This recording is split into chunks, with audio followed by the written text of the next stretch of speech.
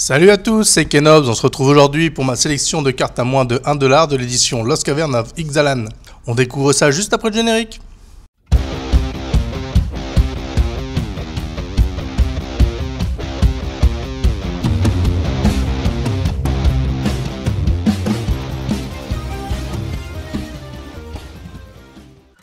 Merci de suivre la chaîne, n'oubliez pas de vous abonner et d'activer la petite cloche. Vous pouvez aussi lâcher un pouce bleu si ça vous plaît et vous pouvez aussi nous soutenir sur Tipeee dont vous trouverez le lien en description. Allez, bonne vidéo! Les cavernes oubliées d'Ixalan nous entraînent à la découverte du monde caché d'Ixalan.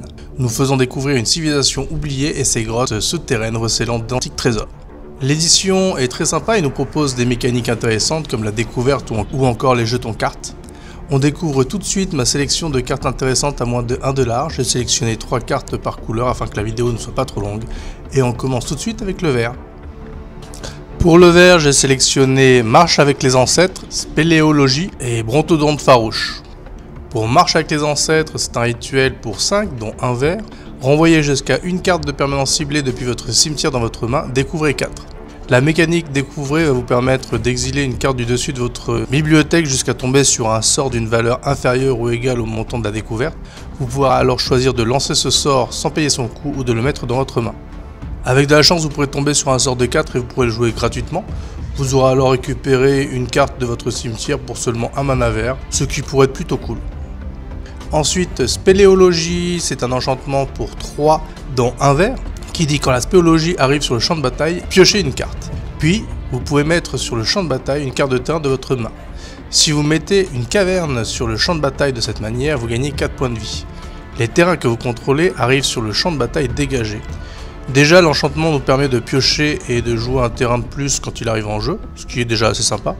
Et sa deuxième habilité permet à nos landes d'arriver dégagées, ce qui va assurément booster les decks jouant des portes et autres landes qui arrivent taper sur le board. Un super enchant pour booster l'efficacité de vos landes. On enchaîne avec Brontodonte farouche, est une créature dinosaure 3/4 pour 3, dont 2 verts.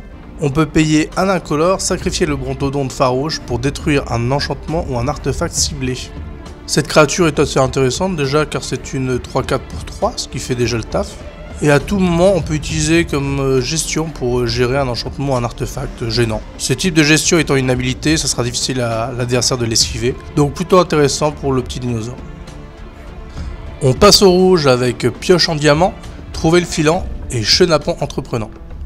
Pour Pioche en diamant, on a un artefact équipement pour 1 rouge qui a l'indestructible et la créature équipée gagne +1/+1 et à chaque fois que cette créature attaque, crée un jeton trésor. Il a l'équipement de un équipement qui va rester un bon moment sur le board et qui va vous permettre de générer des trésors, ce qui est plutôt cool. Ensuite, Trouver le filant, c'est un rituel pour 7, dont 3 rouges. Découvrez 10, si la valeur de mana de la carte découverte est inférieure à 10, créez un nombre de jetons trésors engagés égal à la différence. Avec Découvrez 10, on peut pratiquement jouer n'importe quoi. Et si on tombe sur une carte de sort qui a un faible coût, on récupère la différence en trésor. Même si ceci arrive engagé, la réserve de trésors produite n'est pas négligeable pour vous assurer du mana pour le reste de la partie. Donc à essayer. Ensuite, Chenapan entreprenant, c'est une créature gobelin et pirate 2/2 pour 2, dont un rouge, qui a au début de votre étape de fin, si vous êtes descendu ce tour-ci, créé un jeton trésor. Perdre des permanents vous permet de gagner des trésors. Elle arrive avec de base un body de 2/2 pour 2, donc rentable. Il devrait donc booster vos decks sacrifice aristocrate, un gobelin qui devrait faire le taf. Pour mes cartes à moins de 1$, pour le bleu, j'ai sélectionné Akalpakal, premier parmi les égaux, Dévoré par les piranhas et Voleur à voile volante. Pour Akalpakal, premier parmi les égaux, c'est une créature légendaire humain et conseillé 1/5 pour 3, dont un bleu, qui a, au début de l'étape de fin de chaque joueur, si un artefact est arrivé sur le champ de bataille sous votre contrôle ce tour-ci, regardez les 2 cartes du dessus de votre bibliothèque. Mettez l'une d'elles dans votre main et l'autre dans votre cimetière. Avec la mécanique trésor qui est assez appréciée des joueurs, on devrait avoir pas mal de cartes à récupérer.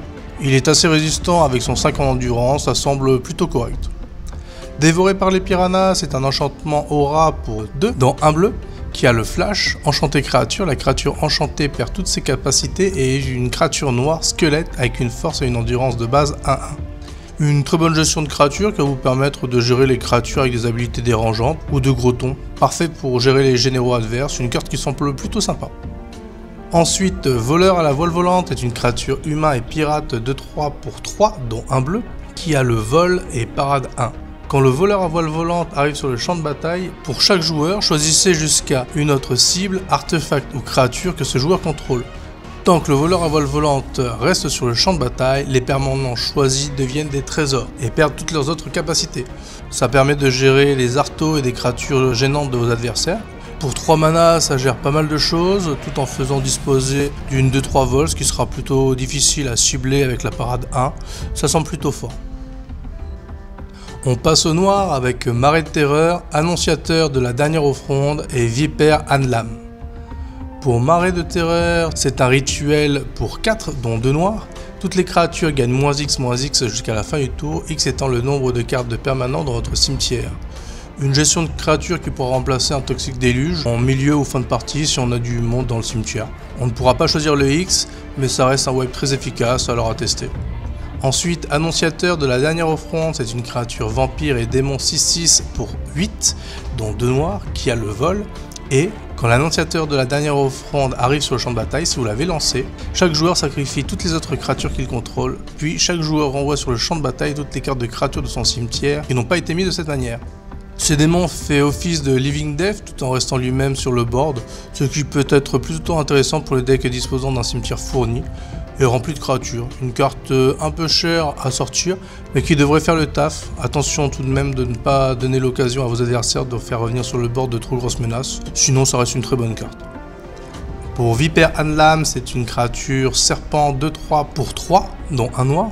Sacrifiez la Vipère Anlam, renvoyez sur le champ de bataille une carte de créature ciblée depuis votre cimetière avec un marqueur fatalité sur elle, n'activez que lorsque vous pourriez jouer un rituel. Alors la fatalité va faire que la créature va recevoir un marqueur fatalité et que si elle meurt à la place elle est exilée. De base pour 3 on obtient une 2/3, c'est ok. On peut tout de suite la sacrifier pour envoyer sur le champ de bataille une créature de notre cimetière, ce qui peut être très intéressant et nous faire économiser pas mal de mana si on fait revenir une créature avec un coût conséquent. Un très bon utilitaire qui devrait vous apporter une très bonne plus-value. On passe au blanc avec Démanteleur Intrépide, Main Tendue et Pétrification. Pour Démanteleur Intrépide, on a une créature humain et artificier 1/4 pour 2, dont un blanc. Les artefacts que vos adversaires contrôlent arrivent sur le champ de bataille engagé. Et on peut payer 2x, un blanc et sacrifier le Démanteleur Intrépide pour détruire chaque artefact avec une valeur de mana de X.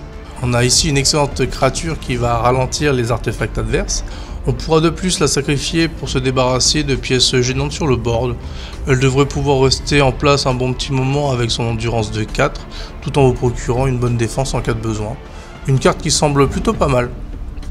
Ensuite, Main Tendue, c'est un rituel pour un blanc qui dit renvoyer sur le champ de bataille engagé une carte de créature ciblée avec une valeur de mana inférieure ou égale à 3 depuis votre cimetière. On va faire de la récup de cimetière et pouvoir économiser jusqu'à 2 mana sur le coût de la créature récupérée. Un petit rituel pas cher qui sera un bon utilitaire pour récupérer une pièce intéressante de votre cimetière. Enfin, Pétrification, c'est un enchantement aura pour 2 dont un blanc qui a enchanté artefact ou créature. Le permanent enchanté ne peut ni attaquer ni bloquer et ses capacités activées ne peuvent pas être activées. C'est du déjà vu mais ça reste une bonne gestion de créature ou d'arto. Pour 2 c'est toujours bon à prendre donc je la mets ici.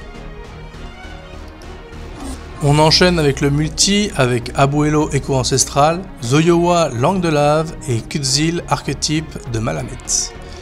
Pour Abuelo Écho Ancestral, c'est une créature légendaire esprit 2/2 pour 3 dont un blanc et un bleu qui a le vol et parade 2. Vous pouvez payer 3 dont un blanc et un bleu, exiler une autre créature ciblée ou un artefact ciblé que vous contrôlez, renvoyer sur le champ de bataille sous le contrôle de son propriétaire au début de la prochaine étape de fin. De base, c'est une bonne créature pour ce prix, vu qu'elle dispose du vol et de parade 2 pour se protéger. C'est aussi un générateur de blink si on a du mana à dispo, ce qui semble assez intéressant pour ces couleurs qui ont tendance à apprécier la mécanique. Ensuite, Zoyowa Langue de Lave, c'est une créature légendaire gobelin et psychagogue 2/2 pour 2, dont un noir et un rouge, qui a le contact mortel et, au début de votre étape de fin, si vous êtes descendu ce tour-ci, chaque adversaire peut se défausser d'une carte ou sacrifier un permanent. Zoyowa Langue de Lave inflige 3 blessures à chaque adversaire qui n'a pas fait ainsi. Descendu, cela signifie qu'une carte de permanent a été mise dans votre cimetière ce tour-ci. La condition ne devrait pas être trop difficile à obtenir, ce qui va nuire à vos adversaires de façon plutôt intéressante. La carte ne coûte pas cher à jouer, ce qui en fait un excellent gobelin.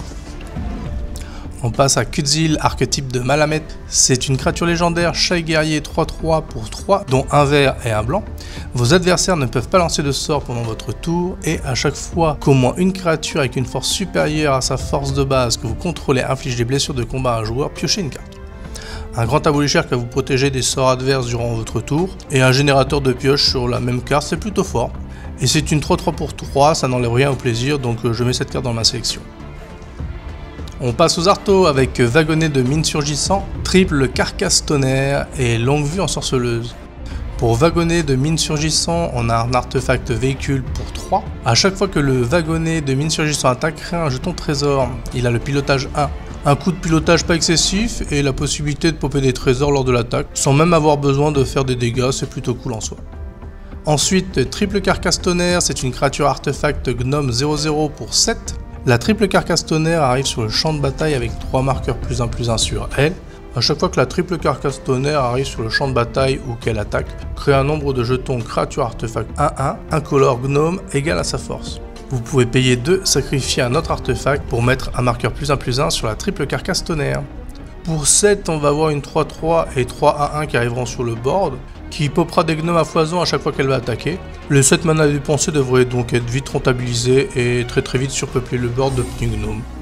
Enfin, Longue Vue Ensorceleuse, c'est un artefact pour 2. Au moment où la Longue Vue Ensorceleuse arrive sur le champ de bataille, regardez la main d'un adversaire puis choisissez n'importe quel nom de carte. Les capacités activées des sources du nom choisi ne peuvent pas être activées, à moins qu'elles ne soient des capacités de mana. Pour 2, on va pouvoir voir la main d'un adversaire et loquer l'un des permanents qu'il a en main, ce qui sont plutôt forts, donc à tester. On finit avec les landes avec Gueule Caverneuse, Fosse aux Offrandes et Monument Oublié. Pour Gueule Caverneuse, c'est un terrain qu'on peut engager pour obtenir un mana incolore. On peut payer 2 incolores, la Gueule Caverneuse devient une créature 3-3 élémentale jusqu'à la fin du tour. C'est toujours un terrain caverne, n'activez que si le nombre d'autres cavernes que vous contrôlez plus le nombre de cavernes que vous avez dans votre cimetière sont supérieurs ou égaux à 3. Si on joue plusieurs cavernes, ça peut être cool, et de mon côté, j'adore les landes que l'on peut transformer en créatures, donc je le mets ici. Pour Fosse aux Offrandes, c'est un terrain qui arrive engagé. Quand la Fosse aux Offrandes arrive sur le champ de bataille, exilez jusqu'à 3 cartes ciblées depuis des cimetières. Vous pouvez l'engager pour ajouter un mana incolore ou pour ajouter une couleur d'une des cartes exilées. Selon ce qu'on aura dans les cimetières, on pourra nous donner toutes les couleurs dont on aura besoin pour notre deck, voire même plus. Une carte assez intéressante pour obtenir un land produisant pas mal de couleurs. Ça devrait être très efficace en milieu de partie lorsque les cimetières commenceront à être bien remplis. Et on pourra au passage se débarrasser de cartes gênantes des cimetières adverses. Ça a l'air plutôt fort. Enfin, Monument Oublié, c'est un terrain qui ajoute de l'incolore, et les autres cavernes que vous contrôlez ont engagé ce terrain, payé un point de vie, ajouté un mana de la couleur de votre choix. Si on décide de profiter du set de cavernes, ça peut devenir très intéressant. Ce land boostera tous les lands du type, ce qui est plutôt intéressant. C'est ciblé, mais ça reste intéressant. Voilà pour ma sélection des cartes des cavernes oubliées d'Ixalan. Si vous avez d'autres cartes à présenter, ou si vous voulez donner votre avis, n'hésitez pas à le faire en commentaire. Merci pour votre soutien et à très bientôt sur une autre vidéo. Next!